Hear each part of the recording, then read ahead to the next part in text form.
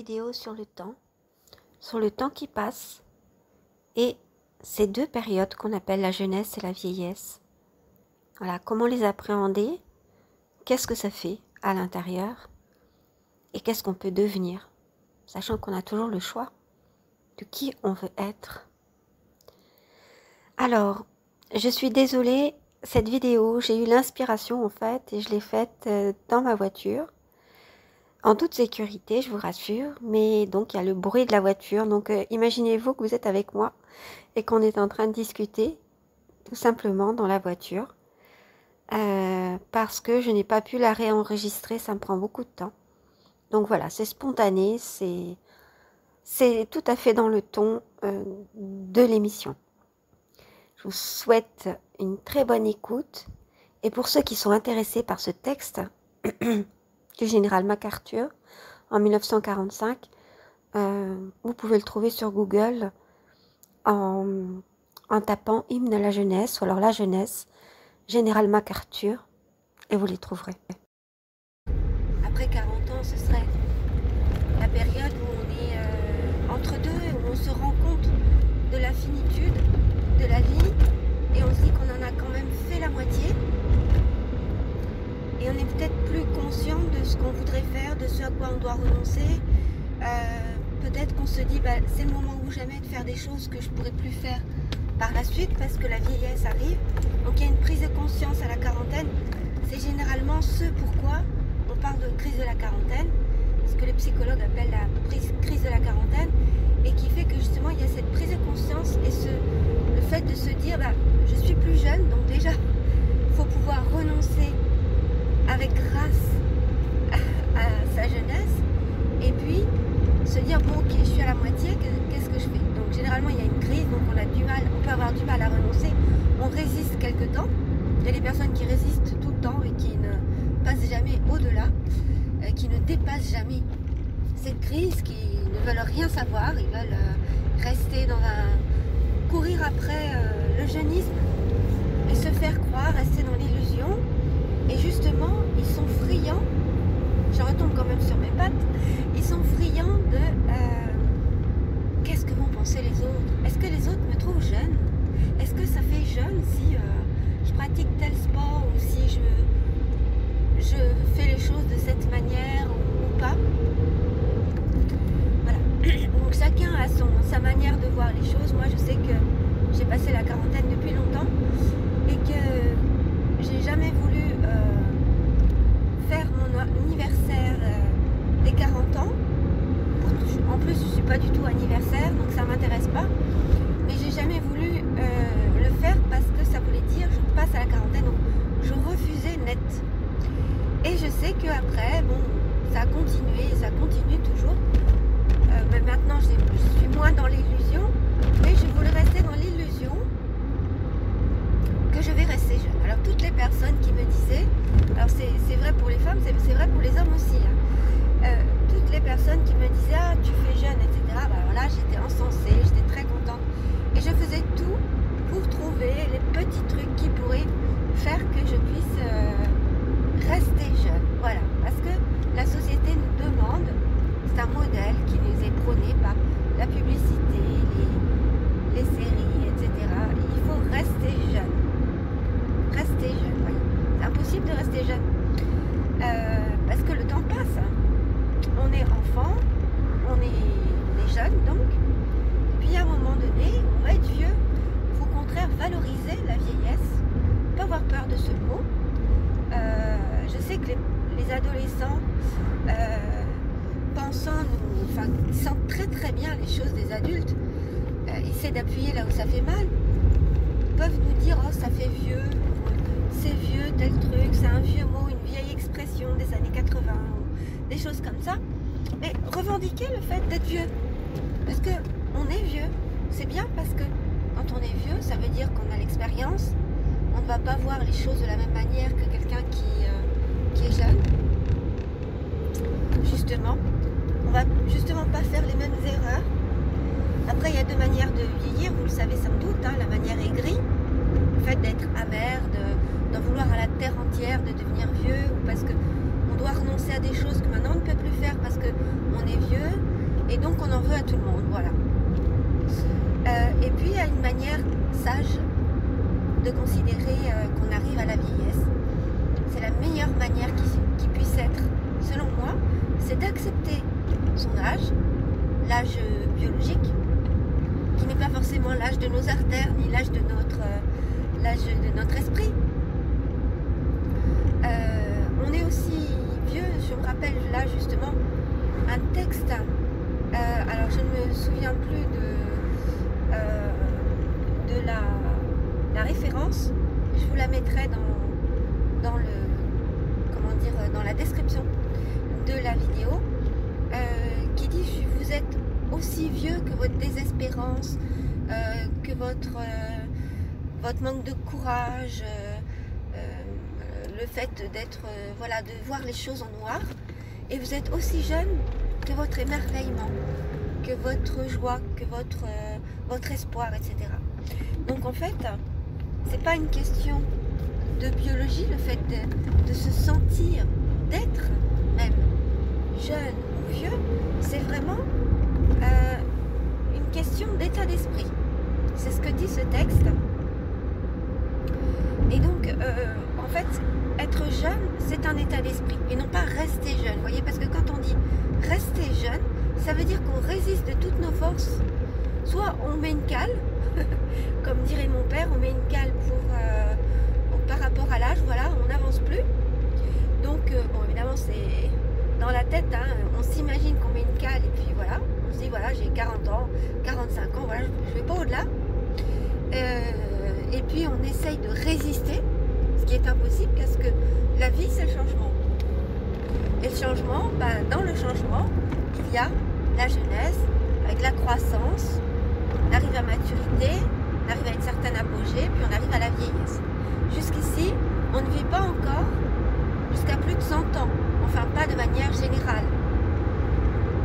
C'est certainement possible, selon moi, l'être humain peut vivre beaucoup plus que ça. Simplement, nos conditions de vie font que on s'arrête généralement à 80 ans, en tout cas, entre 80 et 90 maximum, 85 ans à peu près. Mais si on laisse de côté le biologique et l'âge, c'est vraiment un état d'esprit d'être jeune. Et vous pouvez trouver des personnes qui sont déjà vieilles parce qu'elles ont un état d'esprit aigri, en vouloir à tout le monde, parce qu'elles veulent soit rester dans l'illusion, et quand elles se rendent compte que c'est pas possible, et ben, en fait elles veulent absolument que les autres soient comme elles, quoi. Un petit peu comme les pervers qui veulent pervertir tout le monde. C'est un petit peu ça. Comme elles se sentent mal, elles veulent que les autres se sentent mal aussi. Et puis vous avez les personnes qui ont un état d'esprit qu'on peut dire entre guillemets jeune, c'est-à-dire enthousiaste, c'est-à-dire plein d'émerveillement pour tout. Au lieu de se dire, parce qu'on a 45 ans, ouais c'est bon, je suis blasé, je connais la vie, je sais ce qui va se passer, donc c'est bon, c'est même pas la peine d'aller plus loin, je sais ce qu'un tel pense, etc. Ben non, on ne sait jamais déjà. Et donc, parce que tout peut changer, ça veut dire qu'on pense que rien ne peut changer. Dans ce cas-là, à quoi bon vivre? À quoi bon continuer? Donc ces personnes-là vivent, mais en fait elles vivotent. Et en gros, elles veulent nous dire, j'aimerais bien que tu me donnes le secret pour justement être enthousiaste, mais en même temps, tu sais, j'ai pas du tout envie de l'être, parce que je suis très bien comme ça, à pouvoir casser les bonbons, si je peux me permettre, à tout le monde, à essayer de leur casser leurs rêves, à essayer de leur casser leur enthousiasme, me moquer de leur émerveillement, les prendre pour des imbéciles. Et moi, je veux me montrer peut-être plus intelligent. Généralement, ces personnes se disent que les personnes qui sont joyeuses comme ça, c'est parce qu'elles ne sont pas intelligentes en fait. Parce que plus on est intelligent, plus on est malheureux. Alors c'est sans doute vrai, plus on se rend compte de la réalité des choses, plus on peut, effectivement, plus on est dans le réel, plus on peut être malheureux. Mais pas forcément. On peut aussi se dire, ok, moi je regarde la vie en face, je me rends compte de comment est la vie, je me rends compte de comment sont les personnes autour de moi, mais je décide d'être heureux parce que, malgré ça, il y a toujours un espoir. Déjà que les personnes changent, que moi moi je change, que le monde change, et je peux contribuer à le changer. Et jusqu'à ma mort, et après la mort on ne sait pas, mais bon, peut-être qu'on peut encore voir des choses, mais jusqu'à mon dernier souffle, je décide justement de regarder les choses avec émerveillement.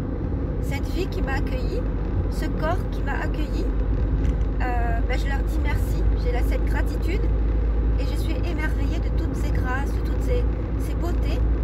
Et s'il y a des choses qui sont moins belles, ok, je les accepte. Mais j'accepte aussi de voir ce qui est beau. Alors merci à tous ceux qui ont écouté jusqu'au bout, qui ont eu la patience malgré ce bruit, puisque j'ai enregistré dans les transports. Mais je n'ai pas eu envie de refaire cette vidéo parce que parfois j'ai de l'inspiration. Les choses me viennent comme ça, c'est une urgence. Alors parfois je les écris sous forme d'idées, mais parfois voilà, c'est maintenant tout de suite. Donc je suis vraiment désolée, mais c'était dans la spontanéité. Et c'est justement ça certainement, la leçon qu'on peut tirer de cette émission sur la jeunesse. C'est-à-dire qu'on parle de jeunesse et de vieillesse, mais en fait il ne s'agit pas de ça. Il s'agit tout simplement d'enthousiasme, de spontanéité, d'émerveillement. Ce que l'on dit avec les mots de la jeunesse. Et après, donc, on confond toutes ces choses-là, on les confond après avec l'âge. Parce que la jeunesse, ça a plusieurs sens. Donc, quand on parle de jeunesse, généralement, on parle de l'âge. Et donc, en fait, on confond tout à cause de ça. Alors qu'en fait, les choses qui incarnent la jeunesse, c'est plutôt l'enthousiasme, l'envie.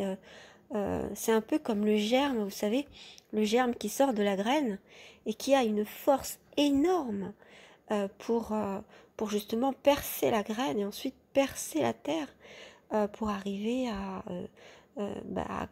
construire une plante. La jeunesse, pour moi, c'est ça, c'est cet élan, c'est cette sève, cet élan d'aller vers l'envie, le désir. Alors que la vieillesse, c'est mis aussi pour des qualités, des caractéristiques de sagesse, évidemment quand on vit bien sa vieillesse. Donc plutôt que d'avoir peur de ces mots de jeunesse et de vieillesse, sachons ce qu'on veut dire derrière, ce que veulent dire les personnes quand ils parlent de ça.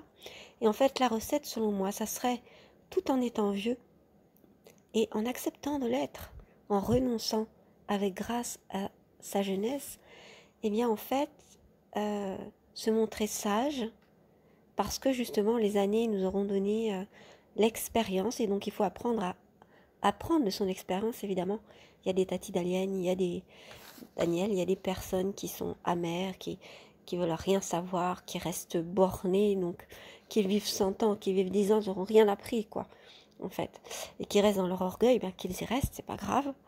Mais en tout cas, c'est vrai que si vous avez envie de vous épanouir, il vaut mieux garder cet enthousiasme que vous aurez toujours, qui fait partie de vous.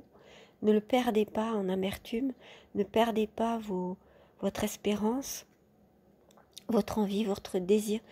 N'arrêtez pas de vous émerveiller de la vie, parce que la vie est merveilleuse et elle n'a pas fini de nous étonner. Mais restez sage par rapport aux épreuves, par rapport à la prudence qu'il faut avoir par rapport aux autres. C'est-à-dire, ne soyez pas aveugles devant les épreuves de la vie et puis les perfidies que l'on peut trouver ici et là par rapport aux gens, aux personnes que l'on rencontre ou alors les situations. Alors ce texte dont je parlais tout à l'heure, il est du général MacArthur en 1945 et donc il a écrit Hymne à la jeunesse. Je vais juste vous lire quelques phrases qui me semblent les plus importantes. La jeunesse n'est pas une période de la vie. Elle est un état d'esprit. Alors déjà, là, on pourrait s'arrêter. Elle est un état d'esprit. Effectivement, la jeunesse est un état d'esprit. Un effet de la volonté, une qualité de l'imagination, une intensité émotive, une victoire du courage sur la timidité, du goût de l'aventure sur l'amour du confort. Et là, c'est la phrase aussi qui m'intéresse, dont je voulais vous parler. On ne devient pas vieux pour avoir vécu un certain nombre d'années. On devient vieux parce qu'on a déserté son idéal. Voilà. En fait, à chaque fois qu'on déserte son idéal, qu'on arrête d'espérer, eh bien, c'est là qu'on devient vieux. En fait, ce poème, enfin, c'est un texte, mais un texte poétique, ce qu'il veut dire, c'est qu'en fait, voilà, il faut arrêter d'être abattu, enfin, on l'est parfois, mais à ce moment-là, hop, il faut absolument se remettre debout, remonter, retrouver la sève, l'élan, même s'il faut se forcer, parfois, pour soi et puis pour le monde, pour les autres, jusqu'à son dernier souffle. Et pour autant, ce que nous permet, c'est le privilège de l'âge, on a cette possibilité de devenir sage, d'apprendre de ses erreurs, d'être plus prudent, de savoir pardonner aussi, ce que ne sait pas forcément la fougue de la jeunesse, tout en étant vraiment sincère, et pas seulement avec les mots. Et puis, ça permet aussi d'apprendre. En Afrique, on dit quand un vieux mort, un vieux meurt, pardon, c'est toute une bibliothèque qui brûle. Ben, c'est un peu ça, parce que tout ce qu'on a appris, que ça soit par des connaissances livresques, mais aussi par les autres, ou par l'expérience, eh bien en fait, on peut le transmettre aux autres. Alors transmettez tant que vous êtes là. Tant que vous êtes là, vous n'êtes pas mort. Et tant que vous n'êtes pas mort, il y a de l'espoir. À très bientôt pour une prochaine. Alors, je suis obligée d'enregistrer une suite parce que j'ai trouvé que ça tombait un petit peu plat et je n'aime pas cette expression de tant qu'on n'est pas mort. En fait, ce que je voulais dire, c'est tant qu'il y a de la vie, il y a de l'espoir. Voilà, c'est plutôt ce que je voulais dire. Donc, utilisons en fait chaque moment jusqu'au dernier souffle. Parce que ce serait bien dommage de se dire, il est trop tard, j'aurais dû, j'aurais pu. En fait, il faut mieux vivre chaque jour comme si c'était le dernier et vraiment vivre de cette manière afin de vivre en fait intensément, se dire à chaque fin de journée, waouh, tout ce que j'ai vécu, c'était magnifique. Se dire la même chose le matin en se levant et c'est certainement la recette du bonheur, en tout cas d'une certaine idée de la vie. Et c'est celle que j'essaie de vous transmettre ici. Voilà, j'espère que cette fois les choses sont corrigées et que vous avez bien compris ce que je voulais dire. À très bientôt pour une prochaine. Et n'oubliez pas de transmettre cet enthousiasme, cet émerveillement, tout ce que vous avez en vous, à tous ceux qui sont près de vous, de le partager en fait, mais surtout de le transmettre parce que la bonne humeur, l'enthousiasme, l'émerveillement, ça se transmet. À très bientôt cette fois.